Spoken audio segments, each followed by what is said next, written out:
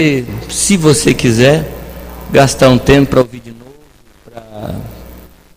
e se quiser também ministrar os discípulos, tá? Não precisa citar a fonte, a não ser os versículos bíblicos. Não tem copyright, não precisa me avisar que está ministrando, de jeito nenhum, porque assim como eu recebi, assim entrego. Amém? E a Bíblia não tem copyright. Já pensou se não fosse pagar direito autoral pelos textos que a gente usa? Então, quero oferecer a vocês assim. Eu tenho esse material também escrito, posso passar para vocês o material escrito, mas não fique muito animado não, que é um esboço. É um esboço. Mas eu deixo com vocês aí. Se estiver interessado, eu posso passar por e-mail, tá? Não sei se alguém se interessa. Se interessar, eu posso passar, e aí vocês, com áudio, com aquele escrito, conferir, né? Para ver se assim é. Eu gosto muito dos bereanos, porque eles tinham duas qualidades. Quais eram? A gente normalmente lembra da última qualidade, mas eles tinham duas. Eles foram chamados de nobres por causa de duas características. A última é que conferiam para ver se é assim. Mas qual era a primeira? Ouviam a palavra com avidez, com muita fome. A gente gosta de citar a última característica, né? Conferiam. E ontem mesmo aconteceu um fato aqui, que o irmão me lembrou de um texto que está em Deuteronômio 14, 24, que deixa a liberdade para as pessoas que iam sacrificar em Jerusalém, deixava as pessoas em liberdade de não levar o animal para Jerusalém. Deus deu essa liberdade. Então nem todos levavam, e não era pecado não levar, porque Deus disse assim: se você achar que o caminho é longo demais, vende. E ele diz assim: ata o dinheiro na tua mão. Interessante, né? Ata o dinheiro na tua mão e leva, e lá você compra aquilo que estiver posto no seu coração. Então o irmão lembrou do texto, né? Conferiu e falou: Jamê, tem esse texto aí, eu estou falando para vocês. Mas tem essas duas características no seu coração: ouvir a palavra com avidez e conferir. Então estou oferecendo esse material a vocês aí, para que vocês confiram, e se achar que é interessante, ensine aos discípulos. Amém?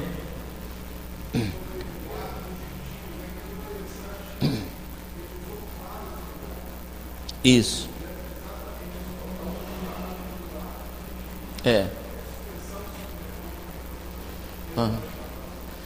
O fato é que os judeus tiraram os gentios da vida deles.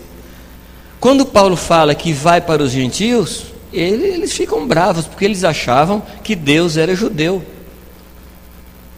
Assim como a gente acha que Jesus é evangélico. Amado, Jesus não é crente não. Você sabia que Jesus não é crente? Jesus também não é católico? Jesus é Jesus, só. Correto? E às vezes a gente acha que o evangelho é para nós. Não dá para repartir com ninguém não, porque as nações não merecem. Os judeus pensavam assim: os gentios não merecem a palavra de Deus, é só para nós. E foi aí que eles transformaram a casa num covil de ladrão e salteadores, de ladrões e salteadores. Mas está aí o material. Muito obrigado, meu querido, pela sua lembrança. Tá bom? Eu gosto disso. É muito bom que a gente guarda uma palavra e se esquece de detalhes. Que Deus nos ajude sempre. Mas é isso. Só recapitulando um ponto que considero de suma importância: quais são os ingredientes do Evangelho? Agora não está escrito, você não pode ler. Aliás, está escrito, esqueci de apagar. Quais são os ingredientes do Evangelho? Jesus Cristo, morto para pagar os nossos pecados, ressuscitado para nos levar vivos diante de Deus e assentado no trono para reinar sobre nossas vidas. Amém? Esse é o conteúdo, é o ingrediente do Evangelho. Você vai encontrar isso em todas as palavras. Nos 2 primeiros sermões, você vai encontrar isso aí. Jesus Cristo morto, porque se Jesus Cristo não morreu, amados, nós estamos em dívida. Mas Jesus Cristo morreu. Amém? Não temos mais nenhuma dívida diante de Deus. Nós podemos chegar diante do Senhor sem ter do que nos acusar. Nem o diabo pode nos acusar, porque a cédula que era contra nós foi cravada na cruz, e o nosso inimigo foi exposto à vergonha. Não devemos mais. Amém?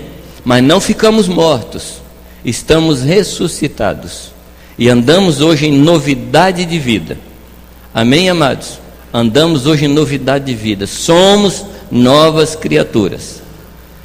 Paulo diz assim: porque para mim o morrer é lucro e o viver é Cristo, porque já não sou eu quem vive, mas Cristo vive em mim. Às vezes nós colocamos esse versículo como fim de carreira. Amado, isso não é fim de carreira, é começo de história. Nós começamos a nossa vida com Cristo vivendo em nós. De fato, houve uma substituição. Cristo nos substituiu na cruz, que era eu que devia estar na cruz, e Cristo me tirou da cruz e foi no meu lugar na cruz, e me pôs assentado na região celestial e veio viver a minha vida aqui na terra. Dá para entender isso? Não. Houve uma substituição. Ele me fez assentar nos lugares celestiais e agora Ele está vivendo a minha vida aqui. Você crê nisso? Não. Uma historinha que eu vi há muito tempo atrás, eu gosto muito de contar historinhas, mas uma menininha, ela pediu para ser batizada e os irmãos sentaram para ver se ela estava pronta para ser batizada. E perguntaram para ela: você quer ser mesmo? Por que você quer ser? Você vai ser tentada depois do batismo? E ela: não, eu sei, mas eu quero ser batizada. E aí perguntaram assim: você sabe que depois que você for batizada, o diabo vai chegar a bater na sua porta para tentar você? Ela falou assim: eu sei. E o que você vai fazer quando o diabo bater na sua porta? Ela falou assim: eu vou mandar Jesus atender. Aí acabou. O problema nosso é que a gente vai atender o diabo. E aí Jesus vive em nós. Você crê nisso? Não. Onde é que está Jesus agora?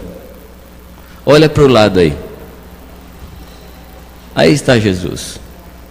Porque se conhecíamos os irmãos antes segundo a carne, agora não mais os vemos assim, vemos segundo Cristo. Porque é assim que Deus nos vê. Amém? Deus olha para nós e vê Jesus Cristo. E é assim que também temos que ver os irmãos. Daí fica mais simples para considerar os outros superiores a nós. Fica ou não fica? Porque Jesus está no irmão. Jesus está no irmão.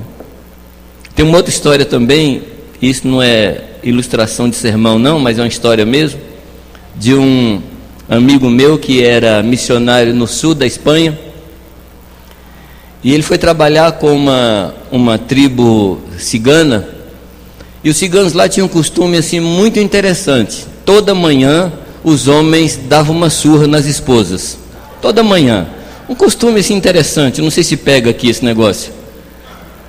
Era o sistema deles. E era a forma assim de demonstrar algum tipo de afeição, porque tocavam na mulher para bater, né? E esse irmão chegou lá e falou: não, isso não está certo, não está certo, isso não é de Deus.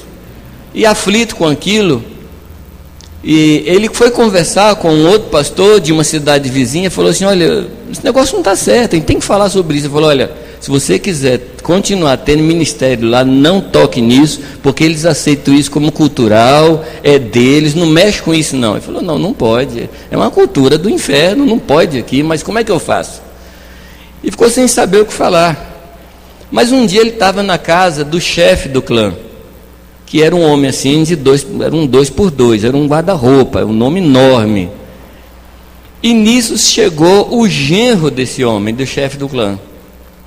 E a esposa dele veio junto. E ele olhou para o genro do chefe e falou: escuta, você tem coragem de bater na sua mulher perto do pai dela? Ele falou: não, aí não, né? Ele falou: pois é, eu quero dizer para você que sua esposa é filha de Deus, e toda vez que você bate nela, você bate na presença do pai dela. Nisso, o chefe do clã caiu de joelho, porque ele também batia na mulher, e ele se arrependeu naquela hora, porque estava batendo na mulher, na frente do pai dela, que é o Senhor. Essa questão, e a cultura daquele povo mudou, viu? Mudou radicalmente, porque começaram a ver Jesus Cristo na vida das pessoas. Então a forma de você enxergar o irmão, vendo Cristo na vida dele, muda muita coisa do nosso relacionamento. Amém, queridos? Jesus Cristo, quando ele ressuscitou, ele nos levou junto, e agora ele vive em nossas vidas, e agora temos liberdade para viver a vida de Cristo. Mas como? Fazendo o que nós queremos? Não, fazendo a vontade dele. Porque antes éramos escravos, éramos presos e não podíamos fazer a vontade do Senhor. Agora nós somos livres para fazer a vontade de Deus, libertos para andar embaixo do senhorio de Cristo. Amém, amados? Não é libertos para andar na nossa vontade, mas é libertos para andar na vontade de Deus. Jesus Cristo é o nosso Senhor. Falta nas nossas pregações, de maneira geral, um anúncio mais claro da ressurreição de Cristo e do senhorio de Cristo. Falta nas nossas mensagens um ensino mais claro a respeito do batismo. O batismo era o ingrediente. Quando eles falavam de Jesus Cristo morto e ressuscitado, incluía-se o batismo. O batismo era falado no início da pregação. Hoje a gente deixa para falar sobre batismo um tempo depois, para não espantar o cliente, né? Não, deixa o batismo para falar depois. Mas, amados, se a pessoa não for batizada, como é que ela pode ser salva? Se ela não experimentar a experiência verdadeira, que não é um símbolo, é um fato que acontece na região celestial, se ela não experimentar isso, amados, como é que ela pode ver o reino de Deus? Como é que ela pode entrar no reino de Deus? Como Jesus falou a Nicodemos. Então, quando ele prega, Pedro prega o primeiro sermão e fala aos irmãos sobre a morte de Jesus Cristo, a ressurreição, ele diz: este a quem vós crucificaste, Deus o fez Senhor e Cristo. A palavra diz que o coração deles foi compungido. A palavra compungir pode ser traduzido como um coice de mula no peito. Essa é uma das traduções, um dos sentidos. Eles sentiram um coice no peito e eles fizeram a pergunta: que faremos, irmãos? Qual a resposta de Pedro? Arrependei-vos e cada um de vós seja batizado para remissão de pecados. Então a palavra do batismo era no início. Se vocês se lembrarem da pergunta do eunuco, qual foi a pergunta do eunuco? Aliás, a primeira pergunta, né, quando Filipe chega do lado da carroça, da carruagem, melhor, porque era um tesoureiro, não era carroça, era uma carruagem, né? Quando ele chega ali do lado da carruagem, o homem está lendo Isaías. E aí Filipe pergunta: você está entendendo o que você está lendo? Qual a resposta dele? Como entenderão se não há quem pregue, né? Lembra? Como é que eu posso entender se não há quem me explique? E aí Filipe começa a explicar de que Isaías estava falando a respeito de Jesus. E ele vai falando. Qual é a reação do eunuco? Eis aqui água, que me impede de ser batizado. Então você, por essa pergunta do eunuco, do tesoureiro, você percebe que o batismo fazia parte do ensino. A nossa fé precisa ter corpo, precisa ter obras. Então, quando o Senhor me fala que Jesus Cristo foi morto, a forma de eu mostrar que eu criei é o batismo. É o batismo. Aí você fala assim: mas como é que eu posso batizar imediatamente uma pessoa e se ela não se converteu mesmo? Então nós temos que verificar. Não é se a pessoa se converteu, essa dúvida não pode estar nesse lugar. A dúvida deve estar em que tipo de evangelho que nós pregamos. Porque se nós pregamos o evangelho corretamente, amados, a resposta da pessoa é de acordo com o evangelho que lhe foi proposto. Não sei se eu consigo expressar isso. Então nós temos que ter certeza do evangelho que nós estamos ministrando. Se o evangelho está correto, a pessoa vai responder de acordo com o evangelho que a gente falou. Agora, se faltam os ingredientes do evangelho naquilo que nós estamos falando, então realmente a gente tem que ter dúvida se devemos ou não batizar as pessoas.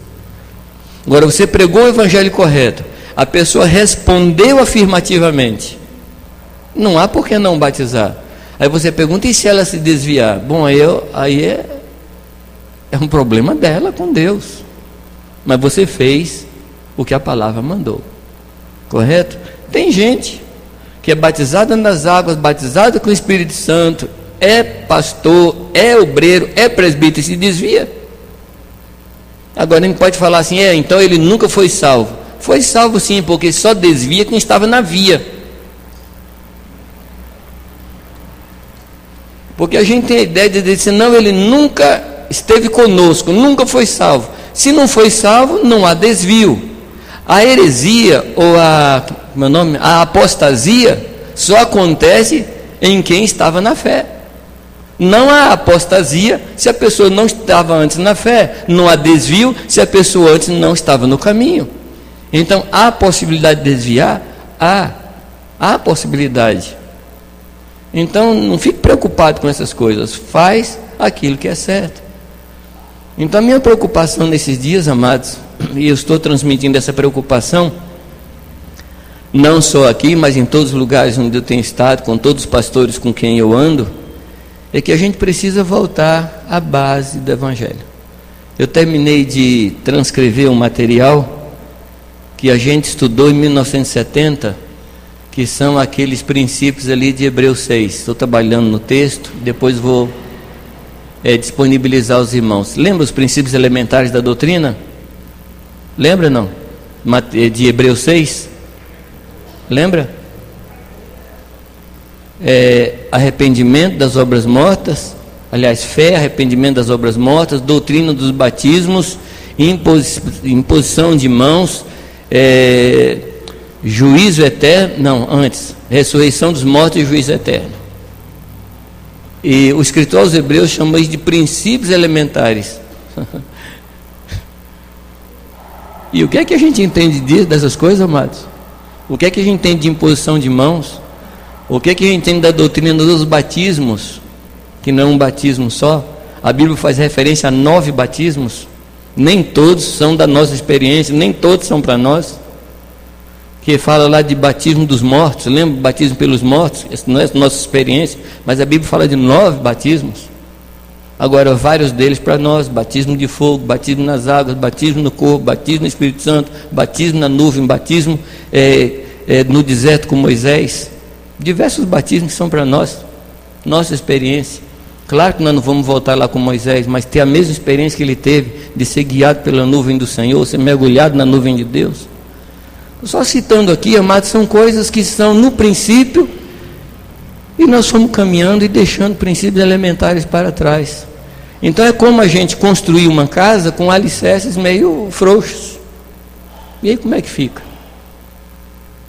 Então isso que eu estou transmitindo nesses dias aos irmãos faz parte dessa minha preocupação, de a gente voltar ao princípio.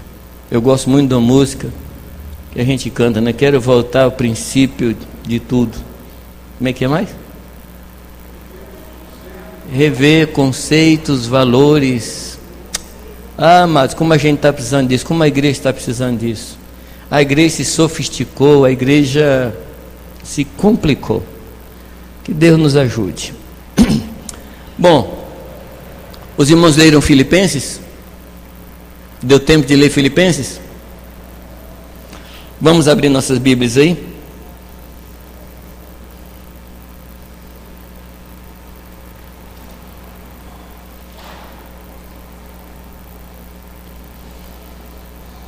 O que eu gostaria mesmo de fazer é todos nós agora lermos juntos Filipenses do 1 ao 4, capítulo 1 ao capítulo 4, mas a gente não vai ter tempo aqui. Então eu espero que a gente descubra algumas coisas nesse texto. O versículo 5 do capítulo 2, lembra? 5 do 2. Vocês conhecem muito.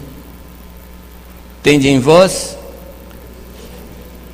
Aliás, vamos ler o versículo corretamente. De sorte que haja em vós o mesmo sentimento que houve também em Cristo Jesus. Lê na sua versão aí, deixa eu ver como é que é. Alguma versão diferente da minha aqui.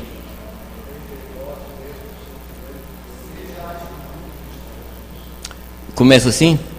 Tende em vós? Lê de novo, Damásio.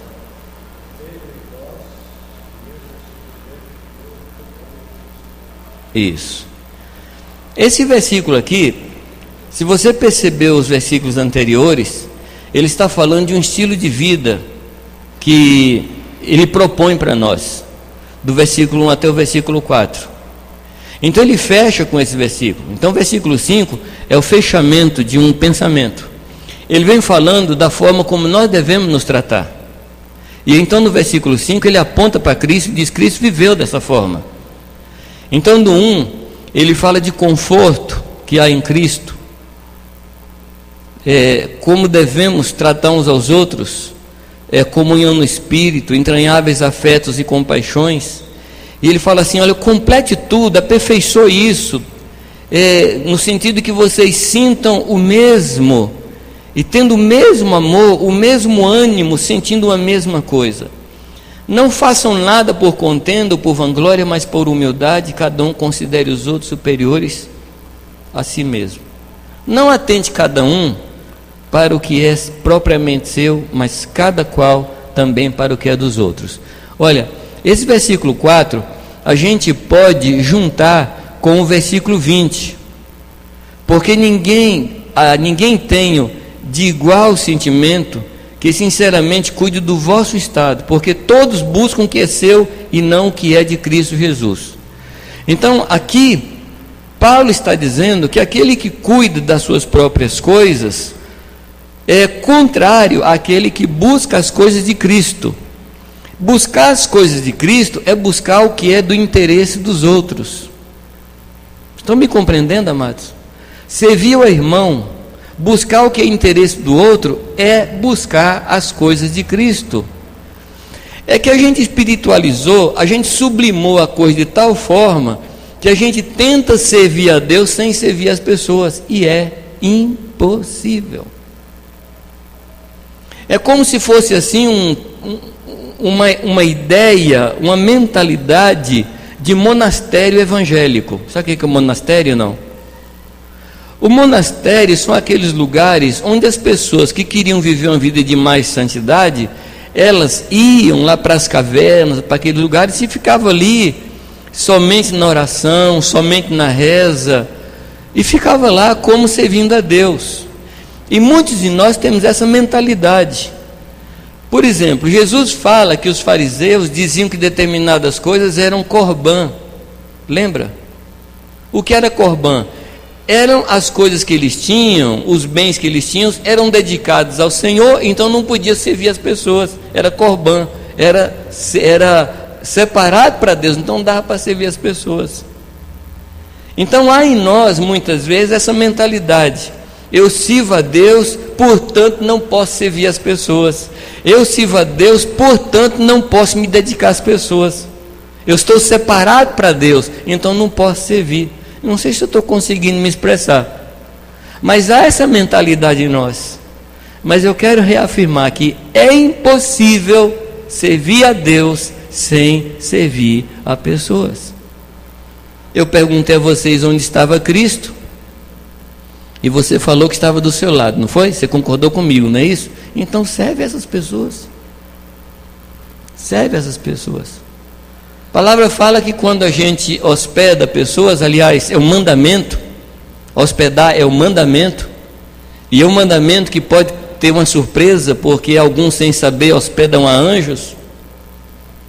Correto? E quando você serve a seu irmão, você pode estar... Você pode não, você está servindo a Cristo. Você está servindo a Cristo. É um ministério espiritual, não é algo natural. Amém? Se você leu todo o capítulo, todos os capítulos, você reparou que Paulo fala muito de sentimentos. Vocês perceberam isso? Não? Eu não sei se você contou quantas vezes aparece alguma referência a algum tipo de sentimento, mas na minha versão eu chego a 51 referências a sentimento. Claro que são repetidos. Por exemplo, ele fala regozijai-vos, outra vez digo regozijai-vos, né? Então, são repetidos, não é? São 51 referências sem repetição. Ele repete muito, ele fala muito disso. Então, essa carta eu considero assim uma carta de sentimentos de Paulo. Uma carta que Paulo expressa muito sua paixão, seus sentimentos. E essa carta foi escrita da prisão. Lembra disso? Não? É uma das cartas escritas da prisão. Quando Paulo fala desse momento, ele cita esse momento em Efésios capítulo 3, quando ele diz assim: eu, Paulo, prisioneiro de Cristo em favor dos santos, por causa dos santos. Ficava pensando, Deus, por que Paulo foi para a cadeia por causa dos santos? Por acaso os santos jogaram Paulo na cadeia? E aqui eu tenho uma interpretação, é particular, é minha interpretação. Paulo era um homem que viajava muito, que andava muito, que corria muito. E aí Deus fala para ele: eu vou lhe dar um escritório, e de lá você vai escrever umas cartas. E dá para ele um escritório em Roma, um escritório com grades, com guarda na frente, para ele não sair do escritório, sem telefone, sem celular, sem nada. E lá ele escreveu essas tremendas cartas para nós: Efésios, Filipenses, Colossenses, cartas tremendas. E por que ele estava na prisão? Para que nós pudéssemos receber essa carta. Então, às vezes, meu amado, Deus lhe coloca em aflição para você poder abençoar pessoas. Porque Deus me consola, Deus consola os outros com as aflições, com as consolações que Ele nos deu nas nossas aflições. Então, às vezes, a gente precisa passar por algumas aflições para aprender o conforto de Cristo, para poder consolar. Então, tem aflição que acontece conosco, voltando ao assunto de sexta-noite. Tem aflições que acontecem conosco que não tem nenhuma razão nela mesma. Você me compreende, não? Você passa alguma aflição aí que fala: mas Deus, mas por que isso? Não, Deus está só trazendo essa aflição para poder consolar você, para você saber como consolar. Entendeu? A aflição em si não vai produzir nada, mas é a consolação que vem em cima da aflição que vai lhe fazer apto a compreender as pessoas. No começo do meu ministério,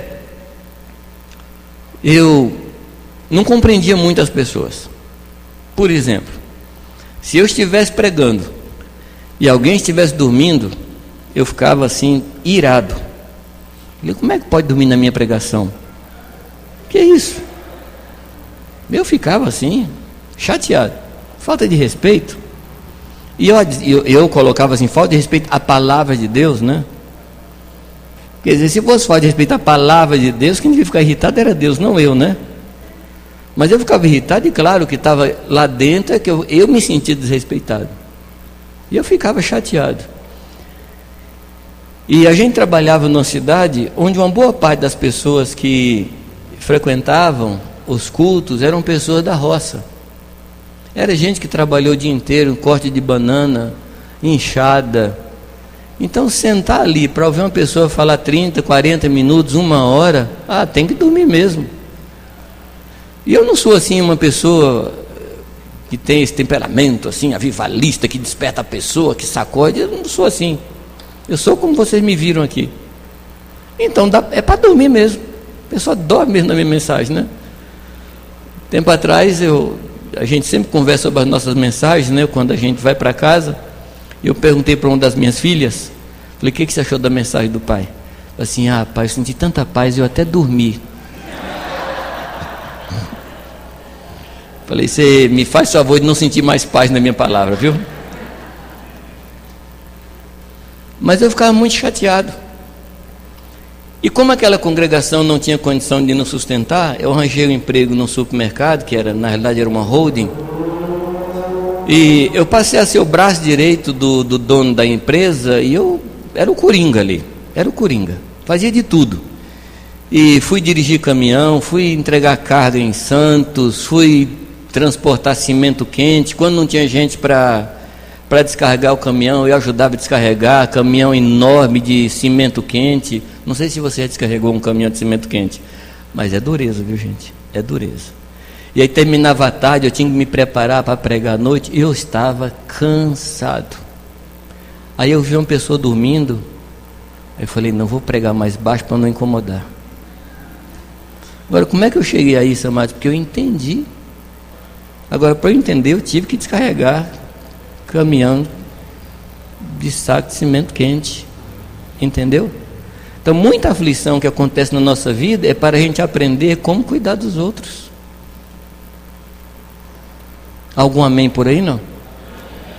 Então a aflição, ela mesma não tem nenhum outro ensinamento senão esse, de você aprender a compreender as pessoas. Jesus veio, ele se tornou homem para aprender as nossas aflições, para sofrer as mesmas tentações que nós, para nos compreender.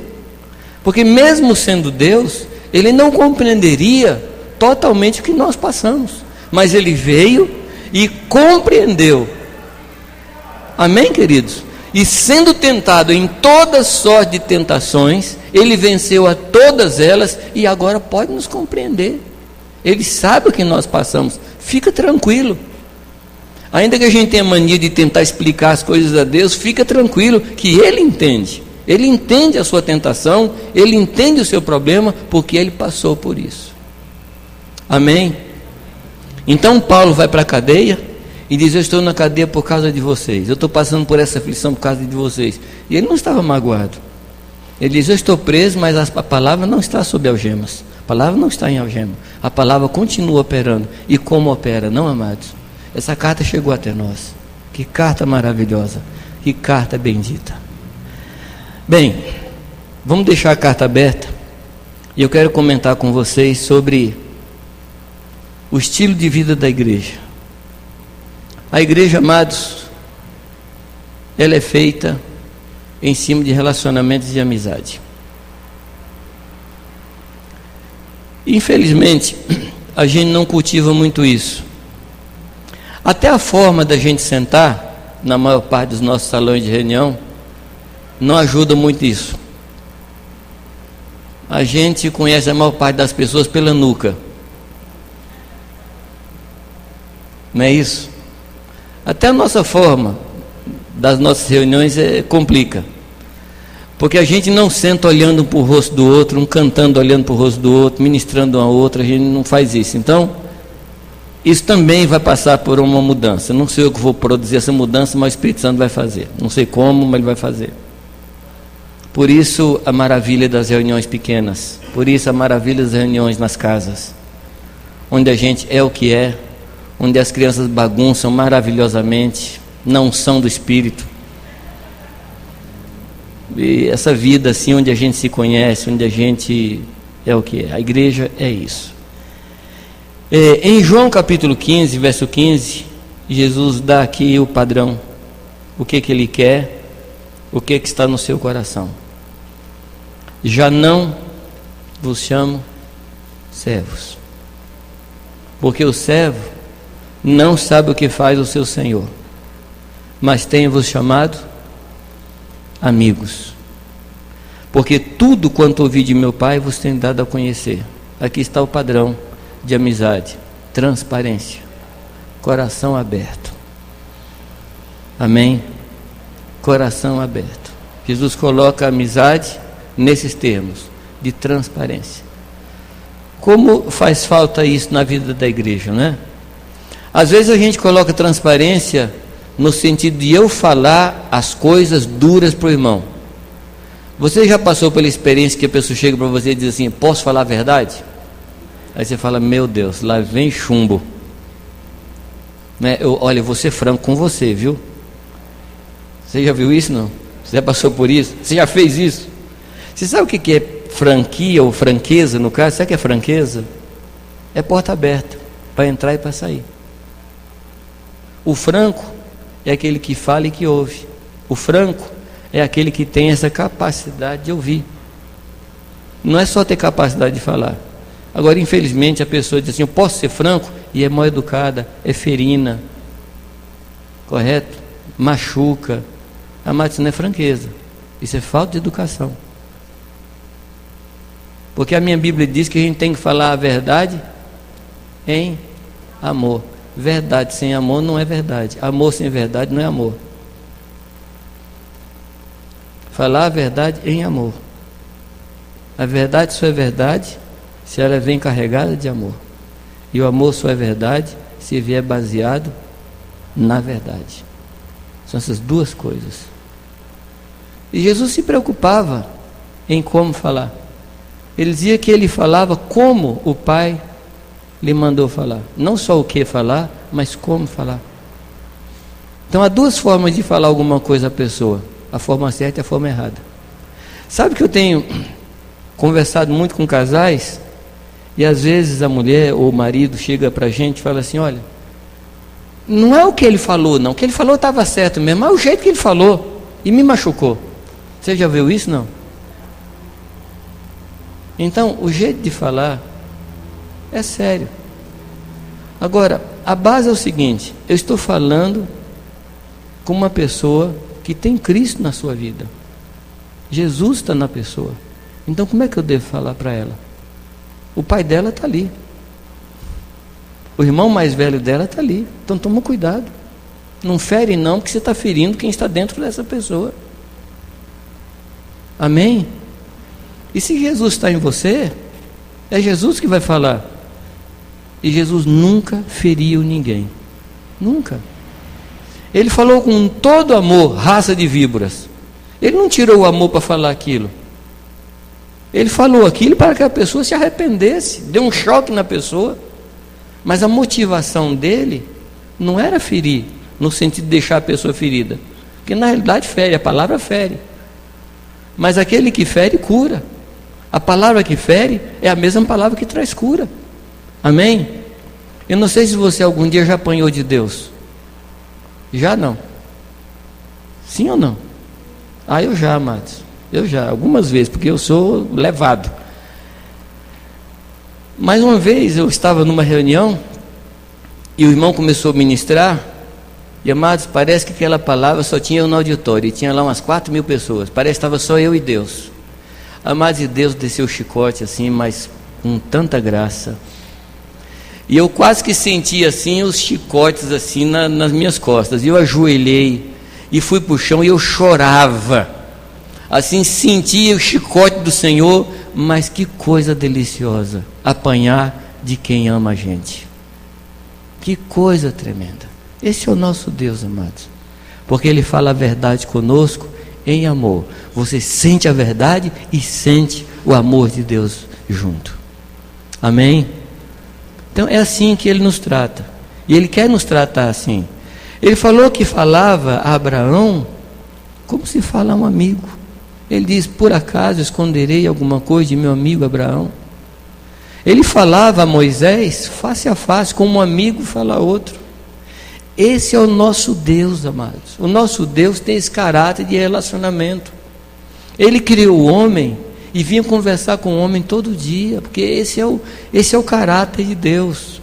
Essa é uma das grandes diferenças entre o nosso Deus e os deuses das nações. Deus das nações não falam, não quer relacionamento, quer só serviço.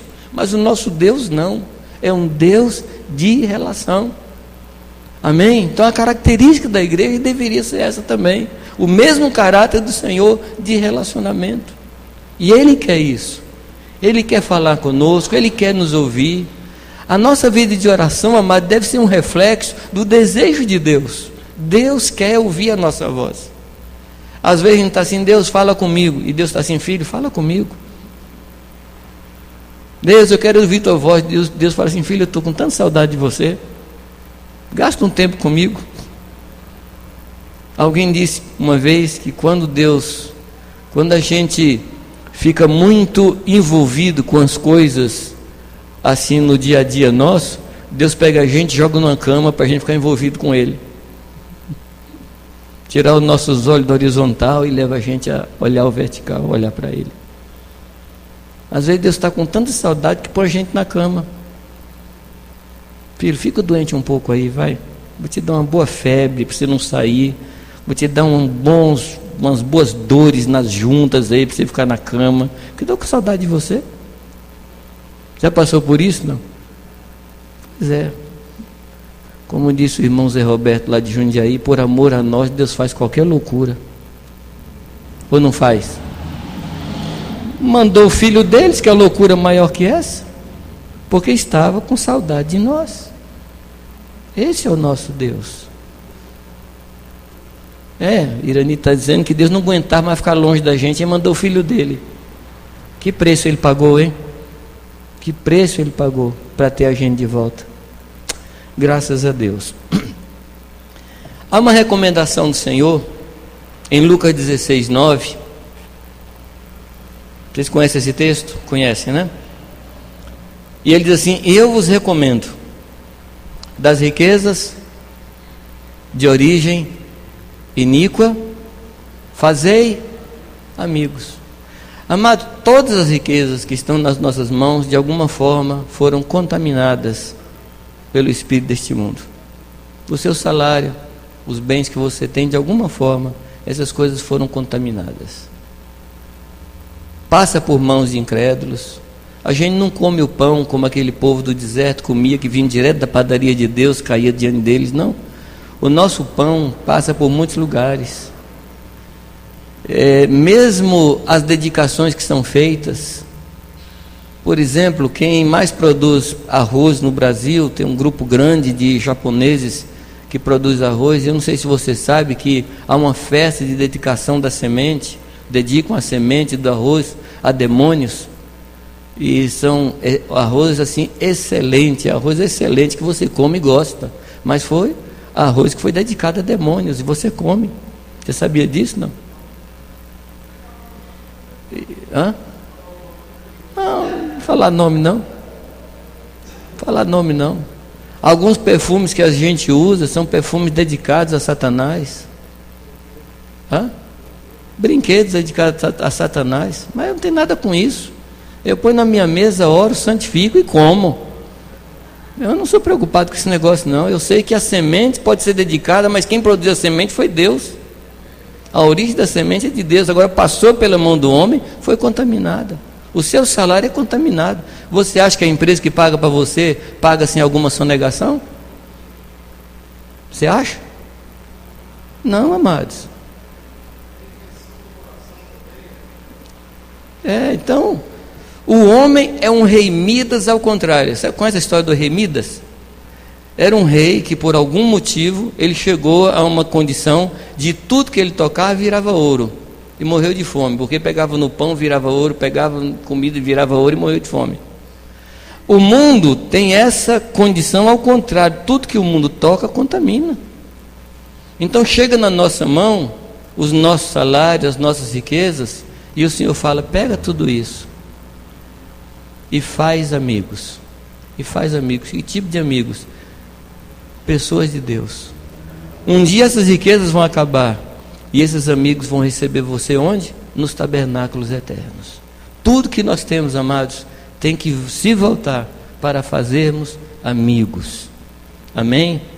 Mas não é amigo colega no sentido que a gente usa, mas amigos que estarão conosco por toda a eternidade. Então tudo que temos, tudo que vem nas nossas mãos, nós temos que usar para fazer amigos. Eu fico muito preocupado com uma angústia dos cristãos de tentar juntar dinheiro, e junta dinheiro, e junta dinheiro, e coloca no banco, e o banco, que é uma entidade terrível, terrível, sistema financeiro nosso, sistema econômico, negócio terrível, e você pega o seu dinheiro suado e coloca lá, e os bancos pegam o seu dinheiro e usam o seu dinheiro para oprimir pessoas, oprimir nações. É assim ou não? Eu fico muito preocupado com isso, amados. Mas a gente fala, não, eu preciso juntar porque eu não sei qual vai ser o dia de amanhã. Pois é, amados, Jesus diz assim, já que você não sabe o que vai ser o dia de amanhã, joga o teu pão sobre as águas.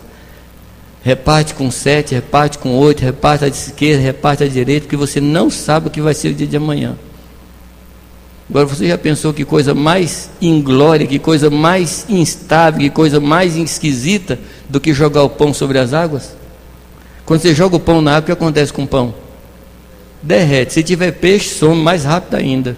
Mas ele está falando, joga o pão sobre as águas, porque depois de muitos dias o recolherás. Ele está falando, amados, de sermos benfeitores, de sermos generosos, de ser semeadores. Amém? Investir em pessoas. Durante muito tempo, nossa congregação tinha a filosofia do caixa zero. Todo dinheiro que entrava não passava de um mês para o outro. A gente mandava para missões, sustentava pessoas, não deixava um mês para o outro dinheiro parado. Porque a gente não deixava na mão do banco, a gente já colocava na mão das pessoas necessitadas.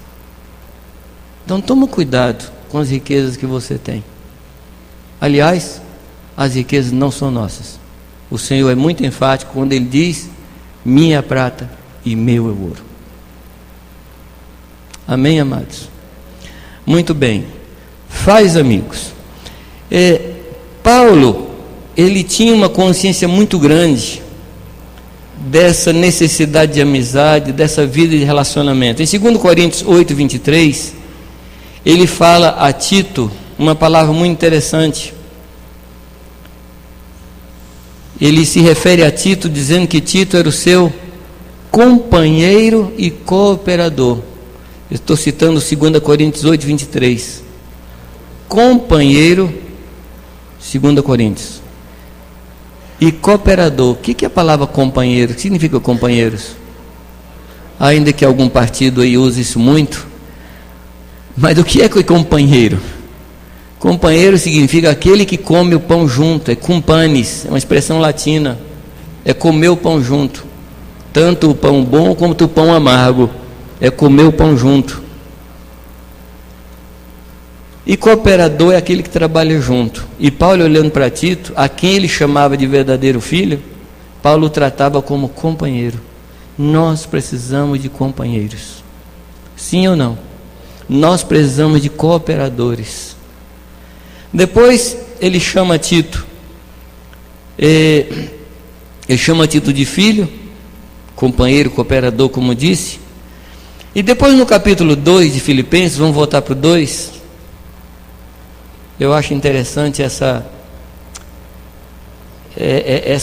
esse capítulo aqui, como eu comentei com vocês, é uma confusão de sentimentos. Ele fala de Timóteo, verso 20, diz, ninguém tem de igual sentimento que cuide sinceramente. Cuide sinceramente. O que é sinceramente? O que é sincero? Sincera, ou seja, sem fissuras, sem quebras interiores, é uma pessoa íntegra, sem subterfúgio, sem aparência errada, sem nada dessas coisas. Que cuide sinceramente do vosso estado, porque todos buscam o que é seu e não o que é de Cristo. Mas bem sabeis qual a sua experiência e que serviu comigo no Evangelho como filho ao Pai. Que coisa linda, não é? Que coisa linda. Timóteo servia a Deus servindo a Paulo. Ele servia ao Senhor sendo companheiro de Paulo. Ele era alguém que servia a Paulo. Verso 23 diz assim, de sorte que espero vou-lo enviar logo que tenha provido a meus negócios. Logo que Timóteo cuidar das minhas coisas, ele vai para estar com vocês. Ele vai cuidar de mim primeiro, depois vai cuidar de vocês. Mas eu confio no Senhor que também eu mesmo em breve irei ter convosco. E aqui a gente vê que Paulo não foi satisfeito nesse desejo, que Paulo morre depois e nunca mais volta para os filipenses. Então essa expectativa dele de ver os filipenses não foi satisfeita. No versículo 25 ele diz: contudo julguei necessário mandar-vos Epafrodito, meu irmão, meu cooperador e companheiro. Irmão, cooperador e companheiro. E eu queria falar um pouco sobre Epafrodito. A Bíblia não fala muito dele, fala muito pouco. Mas em primeiro lugar, Epafrodito significa aquele que adora Afrodite. Ou seja, adorador de Vênus. Eles eram uma pessoa que vinha dessa linhagem.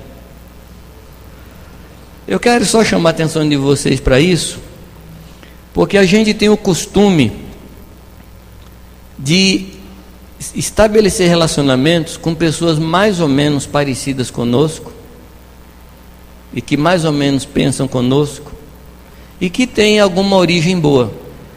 Você está ligado a quem? Quem é que cuida de vocês? Eu vou usar uma expressão aqui que eu não gosto muito dela não, tá?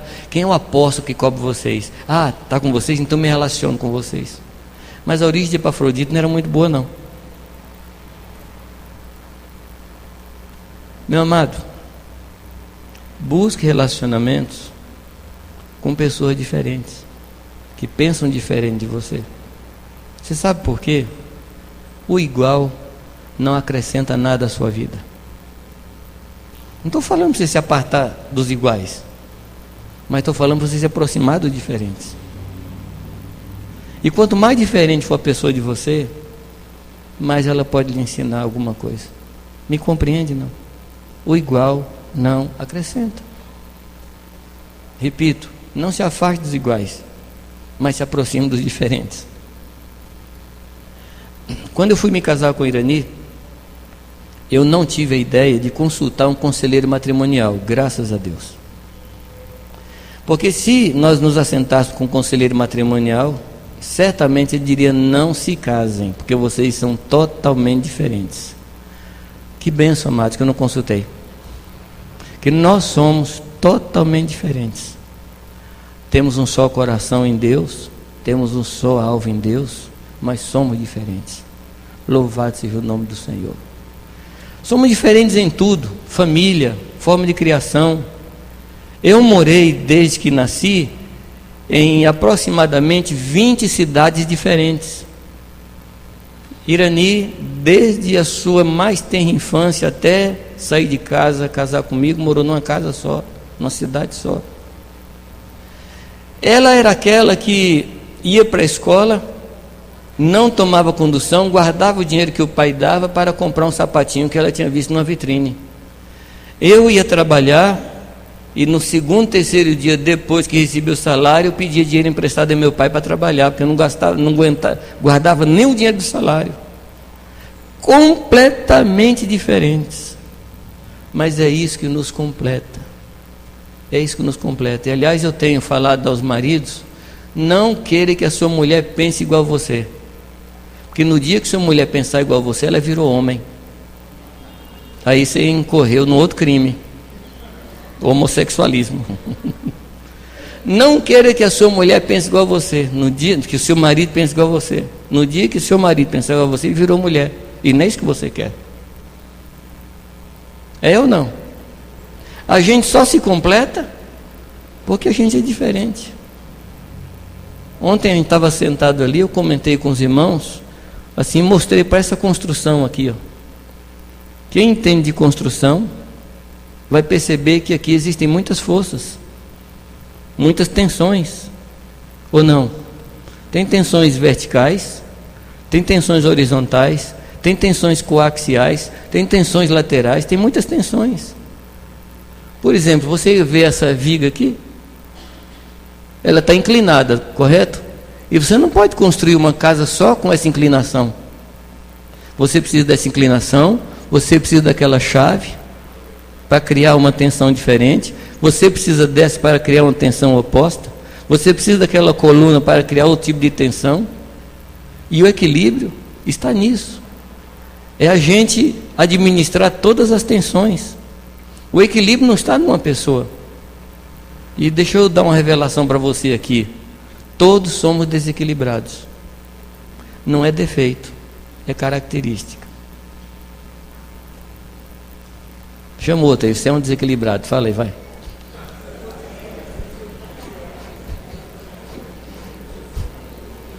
Agora fala assim, graças a Deus. Então você precisa do desequilíbrio do outro, não é do equilíbrio do outro. Você precisa do equilíbrio do outro.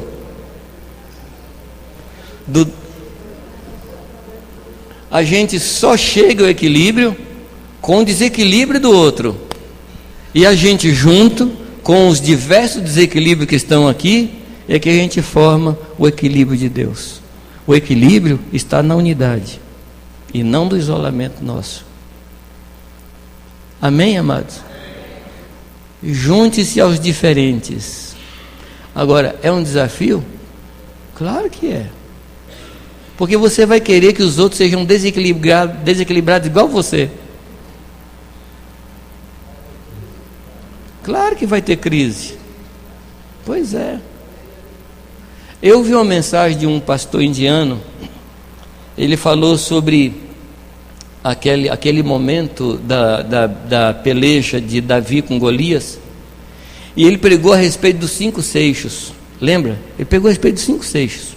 Eu nunca tinha ouvido uma mensagem a respeito daquelas 5 pedrinhas. Você sabe o que é seixo, né? Sabe o que é seixo ou não? Os seixos são aquelas pedras redondinhas que se pegam nos rios. Hã? É cascalho, mas o cascalho só passa a ser seixo se ele estiver dentro d'água. O seixo, a característica do seixo é uma pedra trabalhada. Não sei se você na sua infância já cometeu o crime de matar passarinho e você já fez aquelas balinhas de barro bem redondinha e você procurava assim pedra bem redondinha. Eu já passei por essa crise também. Então, quando Davi vai lutar contra Golias, ele procura seixos. E os seixos estão na água. E por que ele vira o seixo? Vai chocando um com o outro. Vai chocando um com o outro. E esse irmão, o nome dele é Komanapali, ele dizia o seguinte, que a única forma de você ser burilado é estando dentro do rio de Deus, que é a igreja. É a única forma. Agora, tem irmãos que não aguentam e saem. Tem irmãos que não aguentam o choque, não aguentam esses atritos e saem. E essas pessoas que saem nunca vão ser achadas pelo nosso Davi. Porque o nosso Davi vai procurar o seixo dentro do rio, que é a igreja. Então, se você quiser ser usado pelo Senhor, aguente o tranco. Amém? Puxa vida, que amém mais fraco.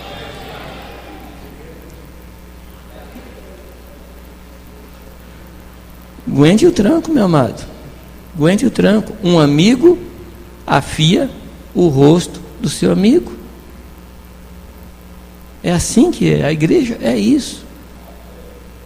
Amém? Agora, se não houvesse a água, que é a presença do Espírito Santo, a gente virava pó.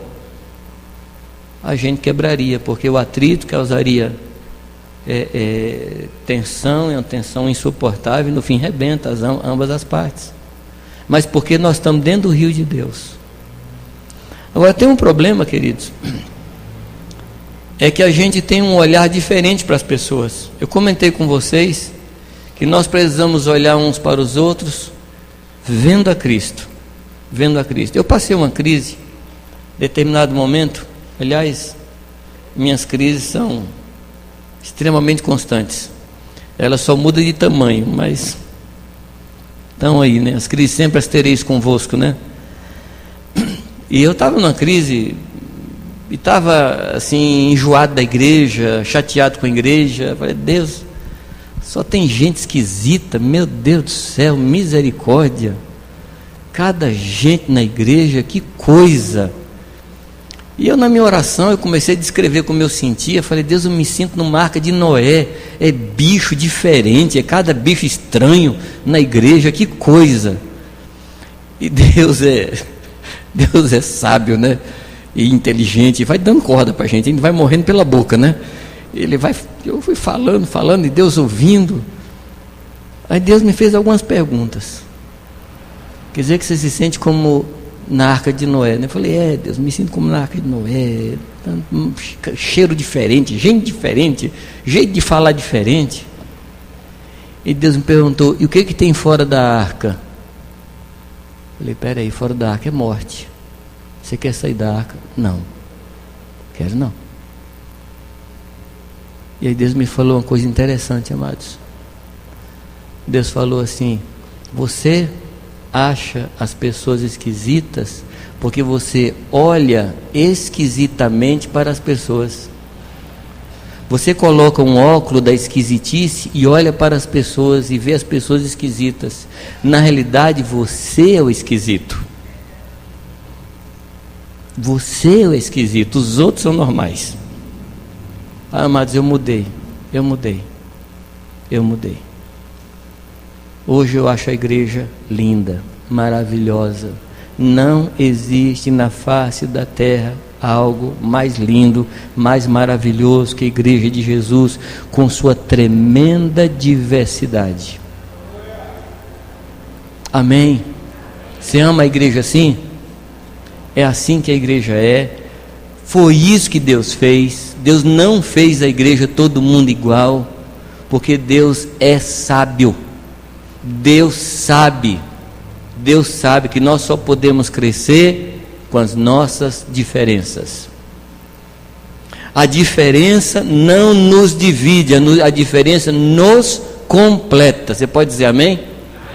O que nos divide é carnalidade e não diferenças. Chegou um tempo que eu aprendi que diferença é só diferença, não é errado. Diferença é só diferença, não é erro. E hoje eu aprendi a conviver com pessoas as mais diferentes. Estou aprendendo ainda a conviver com pessoas diferentes, que pensam diferente. Louvado seja o nome do Senhor, porque são esses que têm abençoado minha vida. Eu tenho caminhado, amados, em muitos círculos, muitos ambientes. Eu tenho muitas esferas de relacionamento. Nos últimos anos, Deus me aproximou de um grupo de católicos romanos. E eu tenho andado com esse pessoal. Quer dizer, é bem diferente, né? É bem diferente. Tenho estado assim em situações muito diferentes. Mas Deus tem mostrado para mim que ali tem pessoas do Senhor, cheias de Jesus. Cheias de Jesus. Vai dizer, mas como? Pode ter gente lá dentro cheia de Jesus? Amados, tem até aqui. Tem até aqui gente cheia de Jesus. Jesus não é católico. Jesus não é crente. Ele é nosso Pai. Ele é nosso irmão mais velho. E todo aquele que se aproxima dele, ele enche com o Espírito Santo. E são meus irmãos. Amém? São meus irmãos. Por causa assim, dos muitos ambientes onde eu tenho passado, eu tive que fazer um credozinho particular. Então meu credo é o seguinte: eu creio na divindade de Jesus, na encarnação de Jesus, na morte de Jesus, na ressurreição de Jesus e no senhorio de Jesus. Esse é o meu credo. Esses 5 pontos aí, mas eu não discuto com ninguém. Se você chegar para mim e discutir a divindade de Jesus, nossa comunhão termina aí. Se você vier discutir comigo sobre a encarnação de Jesus, aí nossa amizade, nossa comunhão terminou aí. Esses 5 pontos eu não discuto, eu não converso sobre eles. A divindade de Jesus, a encarnação de Jesus, a morte de Jesus, a ressurreição de Jesus e o senhorio de Jesus. Para mim são cláusulas pétreas. Essas são a base da minha fé. A pessoa de Jesus Cristo. E essas características ou esses fatos da sua vida. Agora, as outras coisas, amado, eu discuto qualquer coisa. Converso sobre qualquer outra coisa. Não tenho problema eu conversar sobre qualquer outra coisa da palavra ou que esteja fora da palavra. Mas esses pontos não. Então eu converso com uma pessoa, digo: você crê na encarnação de Jesus? Creio. Você crê na divindade de Jesus? Creio. Você crê que Jesus morreu por nós? Creio. Você crê na ressurreição de Jesus? Creio. Você crê que Jesus é o teu Senhor? Creio. Ponto. Com essa pessoa eu ando toda a eternidade. Ah, mas é diferente. Amém. É isso que me faz falta, os diferentes. Amém. Amém, amados. Só para terminar esse ponto, Você se lembra do filho de Salomão quando ele chega ao trono? Lembra? O pessoal vem para ele e fala o quê? E faz um pedido. Lembra? Qual o pedido que as pessoas fazem? A Roboão. Eu sempre confundo Roboão e Absalão. Mas chegam para Roboão e pedem o que a Roboão? Ô Roboão, é o seguinte, ó, diminui os impostos aí que a coisa está feia. Já terminou de construir o templo, terminou de construir a tua casa, então, por favor, diminui aí os encargos. Aí ele vai consultar os velhos. E o que é que os anciãos dizem para ele? Serve esse povo e esse povo te servirá. Aí ele fala, não gostei dessa não. Ele vai procurar a sua patota, o pessoal que foi criado com ele, tudo igual. E o que é que o pessoal diz para ele? Rapaz, você é bobo, senhor. Não faz isso não. Faz isso não. Fala para esse pessoal aí que o seu dedo mínimo é mais pesado que os lombos de Salomão. Fala para eles que se Salomão açoitou com chicote, você vai açoitar com escorpião. O que aconteceu? O reino dividiu. Você percebeu qual foi a fonte dele? Ele foi buscar conselho com iguais. Quando eu recebi um convite para ir para Jundiaí, onde nós estamos até agora, eu não busquei conselhos com aqueles irmãos com os quais eu andava sempre. Falei, Deus, quem é que pode me aconselhar nisso? E Deus me colocou na mente um homem que até um certo ponto ele me criticava muito. Ele era um pastor batista muito tradicional, mas tradicional assim, muito crítico da renovação, muito crítico dos dons. Eu falei, eu vou consultar esse homem, porque ele é bem diferente de mim. Então ele não tem nenhum interesse em mim, ele não tem nada escondido, vou sentar com ele. Cheguei lá e assim com toda a pompa, né, falei, reverendo, né, chamei de reverendo, quebrei uma tradição minha, né, reverendo, eu recebi esse convite, assim, o que é que o senhor acha? Ele era um homem de cabelos brancos, os meus ainda não eram. Aí ele me deu um conselho, amados, que foi um princípio de vida para mim. Ele não me deu um conselho para aquela hora, ele me deu um princípio de vida que eu uso até hoje. Ele falou assim, Jamê, se você pode, você deve. Se você pode atender esse convite, você deve atender esse convite. Em cima dessa palavra, nós aceitamos o convite dos irmãos e fomos para Jundiaí, onde estamos hoje. Fui consultar um diferente e ouvi uma palavra de Deus. Amém, amados? Então, é o que eu uso hoje. Quando eu recebo um convite, quando eu percebo a necessidade, eu me pergunto, eu posso? Se eu posso, eu devo. Então, eu uso isso como um princípio de vida. Amém? Estou falando tudo isso aqui para convencer você a andar com diferente. Só para lhe convencer. Não sei se você já foi convencido, mas se você pensa diferente, Deus vai esclarecer, como diz Paulo. Bom, voltando a falar de Epafrodito, que era um diferente, Paulo o chama de irmão, cooperador, companheiro. Paulo diz que ele era um mensageiro dos filipenses para ele, que os filipenses mandaram Epafrodito para trazer uma palavra a Paulo. Mas não só isso, trazer uma palavra, mas a igreja de Filipos mandou Epafrodito para servir a Paulo. A igreja dos filipenses tinha esse coração em relação a Paulo. Então separaram um homem, separaram para o ministério, para servir a Paulo. Isso é servir a Cristo, correto? Três características que faz um amigo.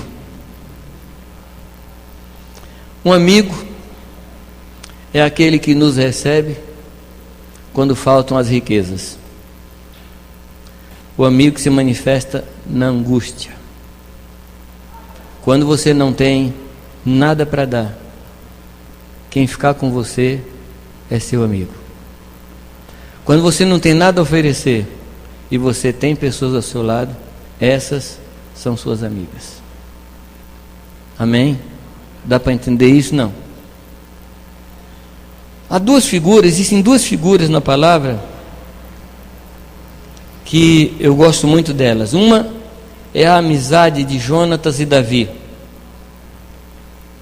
Eu tenho ouvido muito poucas palavras a respeito de Jonatas. Escuto muitas a respeito de Davi. Mas quando você estuda a história dos dois, o relacionamento dos dois, você vai ver que Jonatas só perdeu. Sim ou não? Jonatas só perdeu. É uma história maravilhosa, uma história triste, mas maravilhosa, porque mostra o que é um amigo. Um homem que resolve prender o seu coração em alguém cujo pai o tinha como inimigo. O pai de Jonatas tinha Davi como seu inimigo, e muitas vezes Saul tentou jogar Jonatas contra Davi e disse: esse homem vai lhe tomar o trono. Mas Jonatas estava preocupado com isso. Jonatas dá a Davi a capa, o arco, dá a sua espada, protege a Davi, e diz a palavra que a alma dele se apegou a Jonatas. Esse era o coração desse homem. Quando está perto de terminar a sua história, ele chega para Davi e diz assim: quando Deus desarraigar da terra todos os teus inimigos. Ele está falando de quem, amados? Falando do pai dele. Quando você se assentar quando você se sentar no seu trono, eu quero ser o segundo com você. Amados, o trono era de Jonatas, porque o pai dele morrendo, é ele que se assentar no trono. Mas ele compreendia no seu coração que Davi ia se assentar no trono, e ele não teve crise nenhuma com isso. Ele sabia qual era a vontade de Deus, e ele honrou a Jonatas, honrou a Davi. Eu olho para esse homem, amado, de Deus, que Deus me dê esse coração de perder para o outro ganhar, de abrir mão para que o outro seja honrado. Mas também Davi tinha esse coração. Quando os seus anciãos chegam para ele está no fim da sua vida, eles chegam para Davi e abençoam Salomão. Lembra não? Diz assim: que o trono do teu filho seja mais glorioso que o teu, que o reino dele seja mais amplo que o teu. Davi se dobra e adora ao Senhor. Se Davi não tivesse resolvido em seu coração, ele morria ali de autocomiseração, de angústia, porque na hora da morte estão me profetizando isso, né? Não, mas ele sabia renunciar também. Era um homem que abriu mão também da glória própria por causa do seu filho. Mas uma outra história, e essa aqui eu queria chamar a atenção de vocês, a história de Ruth e Noemi. Lembra dessa história? Lembra? Bom, a história é que Noemi era uma judia e saiu de Israel e foi para as terras de Moabe. E lá ela tem 2 filhos, eles têm 2 filhos, e esses 2 filhos se casam com 2 moabitas. Lembra disso, não? Uma moabita se chamava Ruth e a outra se chamava Orfa. E passa um tempo, o marido de Noemi morre, os 2 filhos morrem também, e fica 3 viúvas. Você conhece a história? Interessante como essa história é cantada em casamentos, né? Onde quer que tu fores, irei também, né? Isso é cantado muito em casamento, mas a única coisa que não tinha nessa história é casamento. Não tem casamento ali. É a história de 3 viúvas.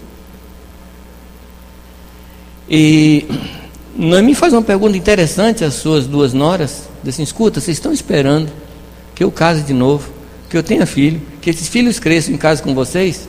Quer dizer, investimento a longuíssimo prazo, né? A Orfa fala assim: é verdade, eu não aguento esperar isso não, eu estou querendo casar. Então volta para os seus. E ela continua falando com Ruth: Ruth, vai, fica aí, vai achar um marido para você. Está nova ainda, menina bonita, você vai achar um marido fácil. E fala diversas vezes com ela. Aí Ruth fala para ela assim: olha, não insista comigo para eu deixar você. Ela diz assim: onde você for eu vou. Ela renuncia ao direito de escolher o seu caminho. Ela passa a andar no caminho daquela mulher. E amados, não existe nos relacionamentos humanos um relacionamento mais complicado que relacionamento de nora e sogra. Não existe. É um cabo de guerra constante, com uma vítima no meio. É ou não? Tem uma vítima ali no meio, as duas puxam para cá, puxam para lá. Ele me abandonou por causa daquela coisa lá, né? Assim, agora é meu, né? Para de interferir, né? E fica as duas ali, um cabo de guerra. E Jesus e Deus usam uma história do relacionamento mais tenso que existe para nos mostrar uma história de amizade. Você percebe o que é andar com diferente? Percebe o que é a amizade num ambiente de discórdia, de contenda, de disputa, de porfia? Pois é, amado, essas mulheres superaram tudo isso e eram amigas. E ela Ruth renuncia ao direito de escolher para onde iria. Ela renuncia à sua cultura. Ela diz: o teu povo é o meu povo, eu vou andar com você agora, o teu povo é o meu povo. Ela renuncia a descanso próprio. Ela diz: onde você repousar, e pousarei eu. Ela descansaria no descanso da sua sogra. E ela renuncia à própria fé. Ela diz: o teu Deus é o meu Deus, por causa de amizade, amados. Amizade leva a gente a esse tipo de compromisso. Esse é o exemplo para nós, amados. Isso é figura da igreja. A igreja é assim. Quando Paulo fala de Epafrodito, diz assim: ele esteve a ponto de morrer por minha causa. Quando fala de Priscila e Áquila, diz assim: ele estiver a ponto de perder a cabeça por minha causa. Amados, esse é o padrão. Amém? Esse é o padrão. Nós somos irmãos, temos o mesmo Pai, e esse é o ponto. Ah, mas pensa diferente. Não, é meu irmão, é meu irmão. Amém? Agora, o que eu acho interessante é que para mim é um negócio assim muito hilário, muito irônico, não sei que palavra eu daria agora, é que a gente se chama de irmão. Irmão fulano, irmão fulano, irmão fulano. Isso para mim demonstra que a gente não é. Porque quem é não se chama de irmão. Como é que você chama os seus irmãos na sua casa? É de irmão fulano? Não, chama pelo nome. Mas esse negócio tem que acabar. A gente é irmão porque a gente é nascido do Pai, mas não precisa ter o título não, por favor. Agora, às vezes a gente usa irmão porque esquece o nome do irmão, né? Ô irmão, esqueceu o nome, né? Isso é uma escapada nossa, né? Noemi e Ruth mostram pessoas andando em tempos de miséria, em tempos de viuvez, em tempos de escassez, e elas caminham juntas. Isso é amizade. Amém? Você seria capaz de falar a alguém o que Ruth falou para a sogra? Onde quer que tu fores, irei eu. O teu povo é o meu povo. Onde pousares, eu pousarei. Onde você for sepultado, eu serei sepultado. O teu Deus é o meu Deus.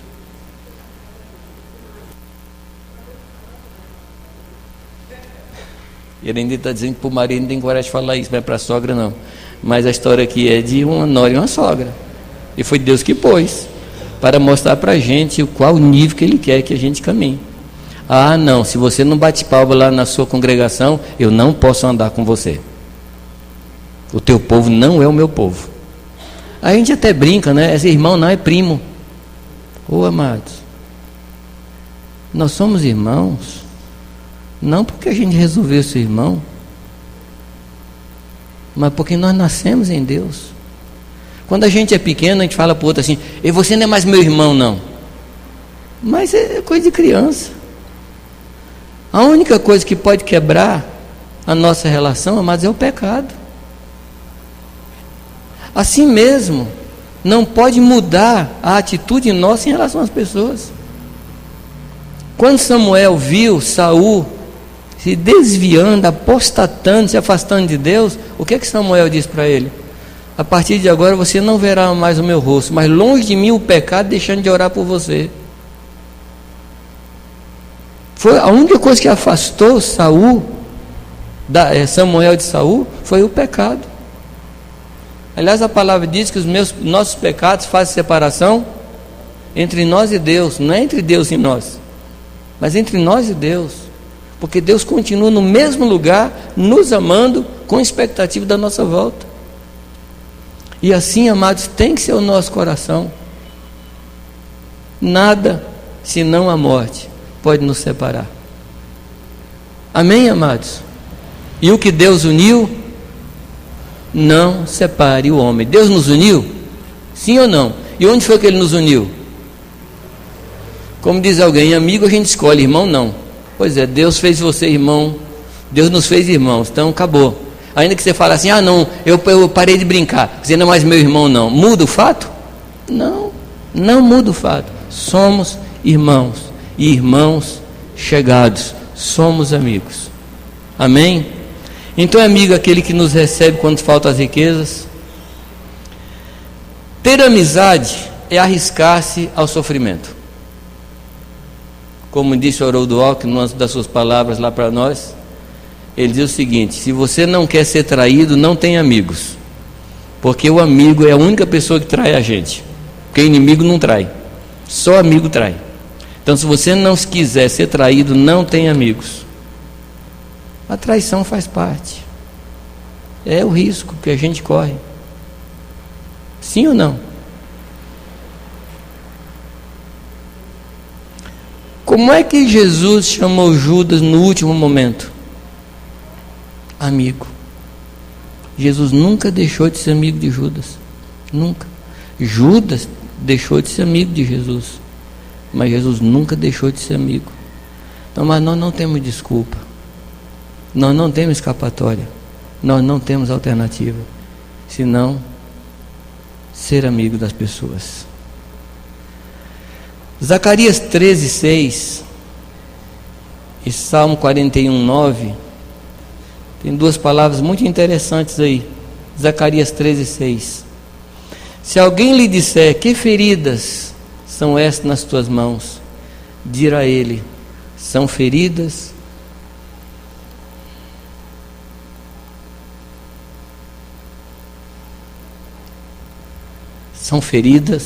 com que fui ferido na casa dos meus amigos.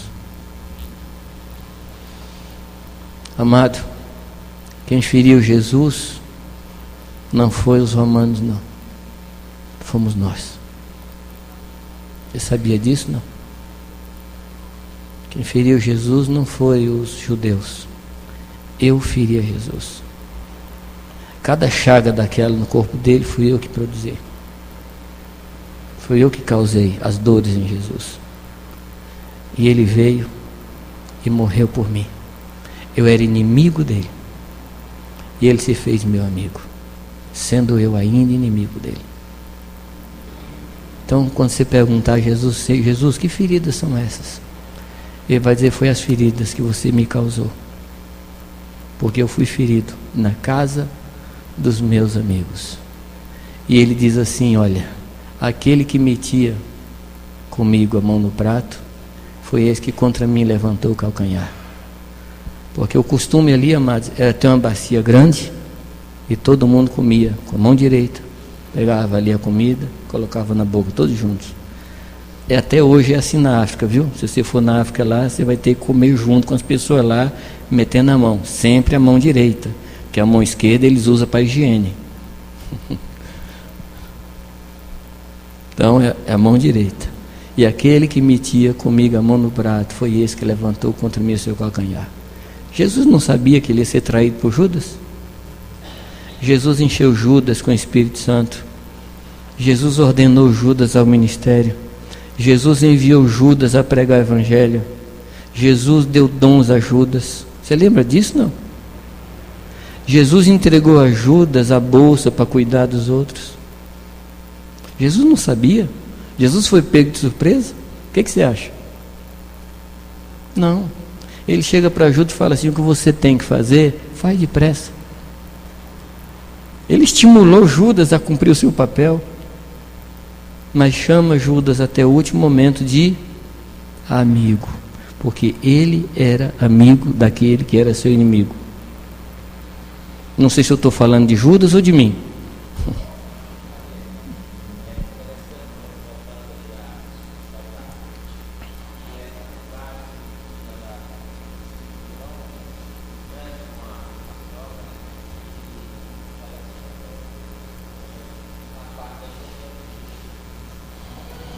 Foi por causa dessa amizade com Noemi que Ruth entrou na genealogia de Jesus. Aliás, aquela genealogia é uma confusão só, né? Pois é, Deus nos pôs nela também. Deus nos pôs nessa genealogia, não é? Está ali uma Raabe, está ali uma Ruth, está ali uma Batseba, tá... Jesus também não teve origem muito boa não, né, gente? Ele teve que passar pelo nosso caminho para nos compreender e nos levar para o caminho dele. O último ponto: amigo é aquele de quem eu me fiz próximo. A amizade, ela não nasce no vácuo. A amizade, ela nasce a partir de uma disposição minha de me aproximar das pessoas. Jó capítulo 6, verso 14, tem uma palavra muito interessante, diz assim: ao aflito deve o amigo mostrar compaixão, a menos que tenha abandonado o temor do Todo-Poderoso. Jó 6,14, eu vou ler de novo. Ao aflito deve o amigo mostrar compaixão, a menos que tenha abandonado o temor do Todo-Poderoso. Como é que diz a sua versão aí? É diferente dessa?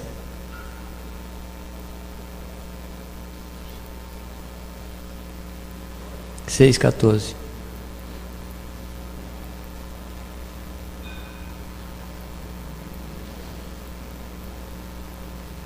É a mesma coisa? É igual?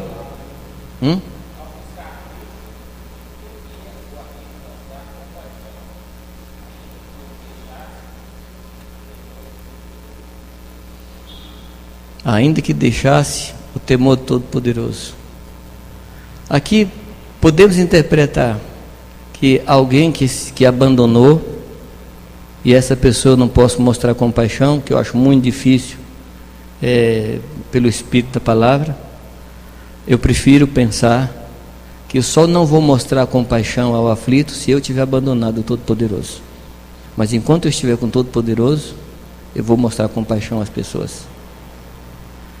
O amigo é aquele de quem eu me fiz próximo. E aí você tem que se lembrar da história do samaritano, que algumas versões chamam de o bom samaritano.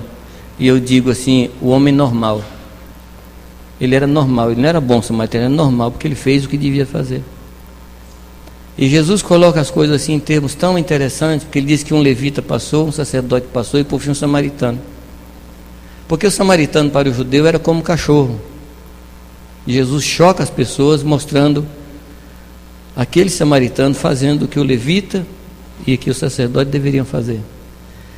Interessante que os três passam pelo mesmo caminho. Então a amizade aqui não é uma questão de geografia.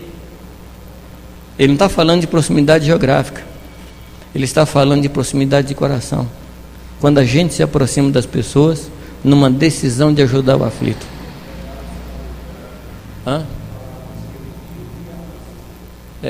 Ele viu, chegou perto, investiu naquele homem, não perguntou quem tinha matado, não perguntou quem tinha batido, não perguntou o nome do ladrão, não fez BO, não fez nada disso. Pegou o homem, curou o homem, levou para a hospedaria, deixou dinheiro e falou: quando eu voltar eu cubro o resto. Amados, esse é o padrão de Deus para nós.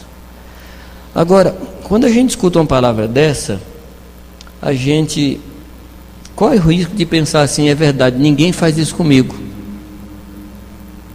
ninguém é meu amigo, ninguém chega perto de mim nas minhas aflições. Mas amados, se você está entendendo assim, então você não me escutou, porque eu estou falando que é assim que a gente deve ser em relação aos outros. Você me entendeu ou não? Eu não estou perguntando quem é o seu amigo, eu estou perguntando de quem você é amigo. Se você faz isso, se você é capaz de renunciar às suas posições, se você é capaz de mudar os seus rumos, se você é capaz de abraçar a fé do outro, se você é capaz de deixar tudo que você tem por amizade a alguém. Esse homem que foi assaltado, ninguém sabia a origem dele, a palavra não fala a origem dele, mas a palavra fala da atitude do samaritano. Amados, que Deus nos dê esse coração em relação aos outros. A minha oração agora seria: Deus, me faz ser amigo das pessoas. Eu não vou atrás de pessoas que sejam minhas amigas, eu vou ser amigo das pessoas, com a graça de Deus, porque eu tenho esse espírito de adoção, eu tenho o espírito de Cristo em mim, e eu vou atrás das pessoas para servir as pessoas, e não para ser servido. Amém? No que depender de vós, tende paz. E ter paz não é falta de briga, ter paz é fronteira aberta, é coração aberto, é uma vida sem trancas em relação às pessoas. Amém?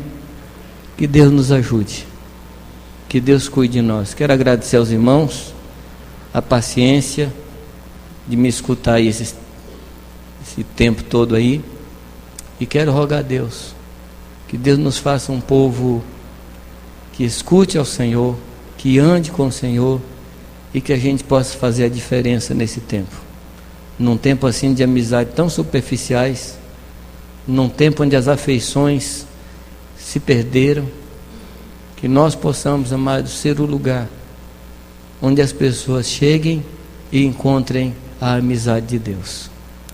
Amém, queridos?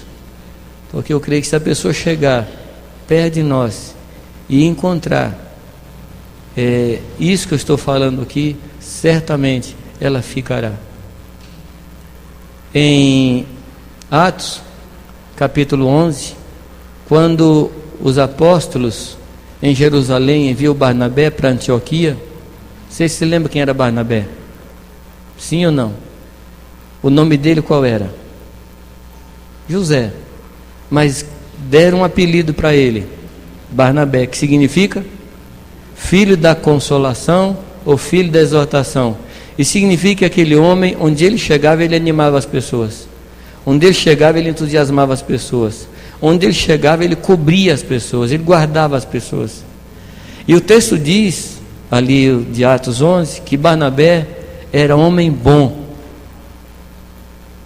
E uma das versões diz: porque Barnabé era homem bom, muita gente se uniu ao Senhor. A vida de Cristo em Barnabé atraiu as multidões. A vida de Cristo nele, a bondade de Deus nele atraiu as pessoas. Amados, quem não quer ficar perto de uma pessoa boa? Se o seu vizinho estiver lavando o carro, chega junto, lava o carro com ele.